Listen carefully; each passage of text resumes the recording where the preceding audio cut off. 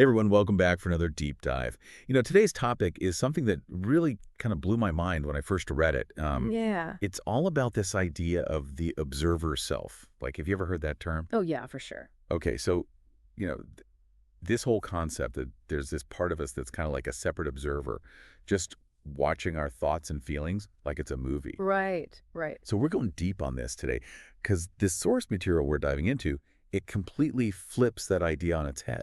Interesting. Yeah, it argues that this whole observer thing, it's actually an illusion. And it really makes you rethink how you experience, well, everything, honestly. It is fascinating, isn't it, how that observer self concept is everywhere, especially in mindfulness and meditation and all that. It's like this intuitive thing that we're separate from what's going on inside, just kind of watching from a distance. Totally. Yeah. And that's what I thought was so interesting about this piece. It just jumps right into challenging that. Like it flat out says, this observer you think you are, it's not some separate entity. It's really just another thought, another layer of thought. Exactly. And that's where the source material I thought was so clever. It points out even trying to observe your thoughts.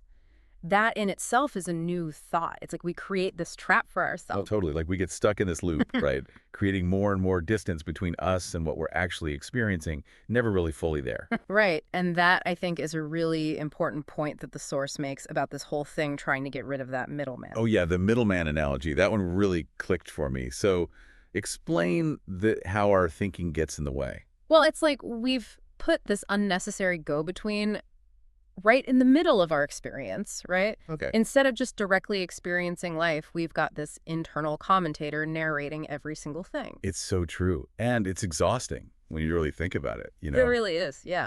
So, okay, if we're not this separate observer, then what are we? Like, how does this source material reframe the whole thing? Well, think of it this way. The sound is the hearing. The thought is the thinking. There's no separate you having these experiences. You are the experience itself. Whoa. See, that's what I mean about this being kind of mind-blowing. Okay, break that down for me a little more, because that's a lot to process. It's like it challenges everything we think we know, right? It does. It really does. It challenges that subject-object view that we're so used to. But think about it. The source material compares consciousness to a movie screen. Okay. And here's the thing. We are the screen, not the person watching the movie. Okay, I think I'm starting to get it, but it's definitely one of those things that takes some mental gymnastics to wrap your head around. It's like this whole time we've been so focused on the images on the screen, we've forgotten we even have a screen, you know? Exactly. It's like, have you ever seen that image of like a baby wearing a VR headset? Yeah, yeah. It's kind of like that, right?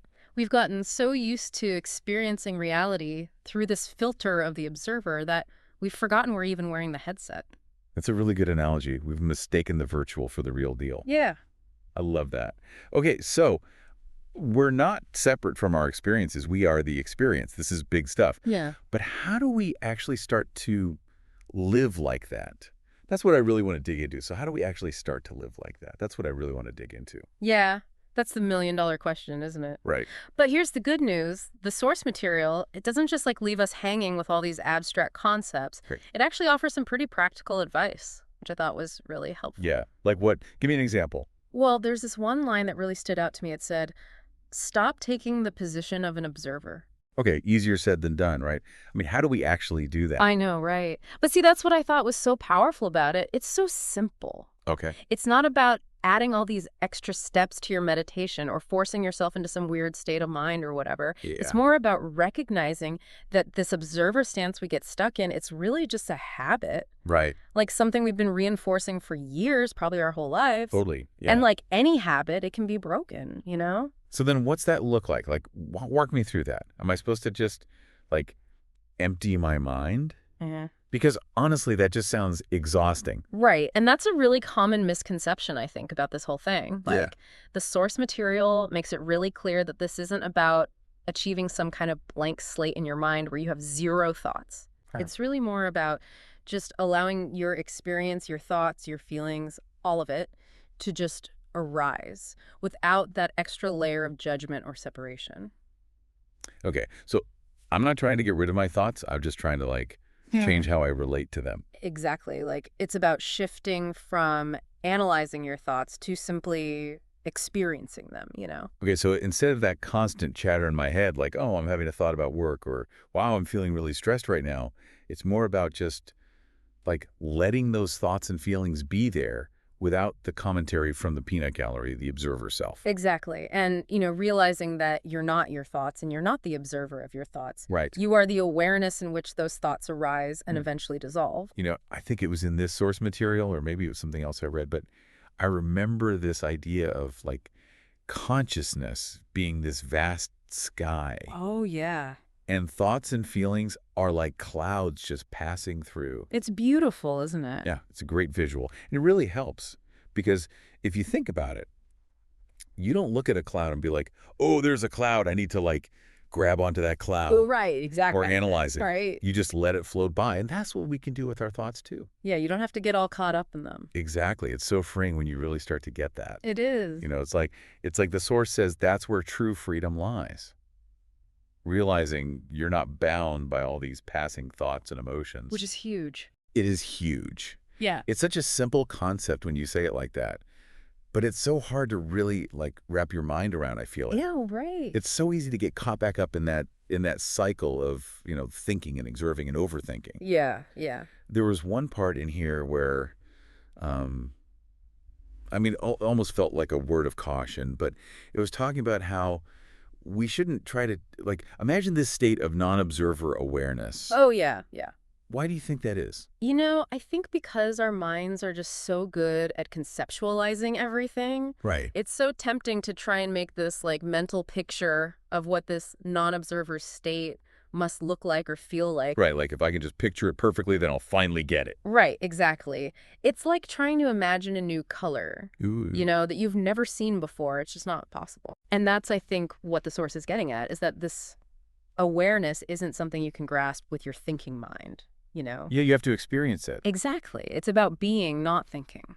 I love that. I'm writing that one down. Being, not thinking. It's about dropping below that level of thought and just being present with whatever is arising in your experience. Without needing to label it or analyze it or even like understand it. Yeah, just letting it be. So if we're not our thoughts and we're not this observer watching our thoughts, then what are we? Ooh, good question. Right? That's where my brain starts to feel like it needs a reboot. I know, right? That's a question that points to something so profound, to the very heart of who we are, Yeah. Beyond all the labels and stories we tell ourselves. Well, like, who am I without all that? Exactly. It's about tapping into that pure awareness that's always present, even when we're not actively thinking or observing. Even when our minds are quiet, there's still something there that's aware. You know what? That's actually something that tripped me up a little bit when I was reading this. Because the source actually uses the word nothing at one point, and I have to admit, I found that a little unnerving. Right. Yeah, it can be a bit of a scary word. It feels a little scary. It can be a little paradoxical too, right? Yes. But I don't think the source is using it in the sense of like emptiness or nothingness. Okay. It's more like, think of it as the opposite of emptiness. Right. It's about that vast open space within us that's always there, that's full of potential. And from that nothingness, that's where everything arises. All our thoughts and our feelings, our experiences, it all comes from that place. That makes a lot more sense, yeah. I like that. It's like, how do you describe the sky to someone who's never seen it? Oh, that's good. Yeah. Like, no matter how many words you use, you just can't fully capture the vastness. And the openness, yeah. Right. It's something you just have to experience. And that's, I guess, what this whole thing is about, stepping outside the words and just like diving into that direct experience. Exactly. So where does all this leave us? Like, how does seeing things this way actually change our lives? Yeah, that's what I'm curious about. Like, how does this actually play out in our lives? Right, right. It's not just some, like, heady philosophical concept, Exactly. So what changes? How do we actually start to live differently once we really grasp this? Well, imagine, like, going through those everyday challenges, but with a little less self-judgment, because you're not so identified with that observer, that inner critic. Okay. Yeah, I can see that. Or even like feeling a deeper connection to other people because you're actually more present with them, less caught up in your own head. It's like you're not viewing everything through that filter anymore. That Yeah. filter of I'm here and they're there and I'm watching this interaction happen. Exactly. And I think that's what's so powerful about this shift in perspective. it has the potential to impact every area of our lives. Totally. There's that saying, you are the sky, everything else is just the weather. And I feel Right. like this whole concept, it's like it's giving us the tools to actually live that out, not just think about it. You know what I mean? It really is. It's about recognizing that spacious awareness that's always there beneath the thoughts, beneath the emotions, beneath all this stuff that our minds tend to get so caught up in. Yeah, and the more we can connect with that, the more freedom and peace we experience. Absolutely. It's not that life suddenly becomes perfect or problem-free, but we learn to navigate it all with a little more grace and ease, a little more kindness towards ourselves and others. It's like we're not so reactive anymore? Right, exactly. Yeah. Because we're not taking it all so personally. So for anyone listening who's like really resonating with this whole idea, what's something they can do, like starting today, to experience this more in their own lives? That's a great question. I would say see if you can just notice those moments throughout your day where this non-observer awareness naturally arises. Okay, give me an example. Like what kind of moments are we talking about here? Well, it could be something as simple as like listening to your favorite music and feeling totally absorbed in it, Okay. or being out in nature and feeling that sense of awe and wonder, Right. or even just like those moments in between your thoughts, those little gaps of Where stillness. you realize, oh, I haven't been thinking for a few seconds. Exactly. And just see what that feels like. Just notice those moments because they're always there, even if we're not always aware of them. It's like tuning into a different frequency. Exactly. It's like we've been listening to the same radio station our whole lives, and Yeah. suddenly we realize, oh, there are other stations out there. Some of them are playing way better music. Right. And so we start to explore, we start to experiment, we start to open ourselves up to new possibilities. And that's what I think this whole journey is all about. It's about expanding our awareness, challenging our assumptions, and discovering the true nature of who we are. Beautiful. Well said. Thank you. This has been an amazing conversation. I always love diving deep with you. And for everyone listening, keep questioning, keep exploring. And as always, thanks for joining us on another deep dive. We'll see you next time.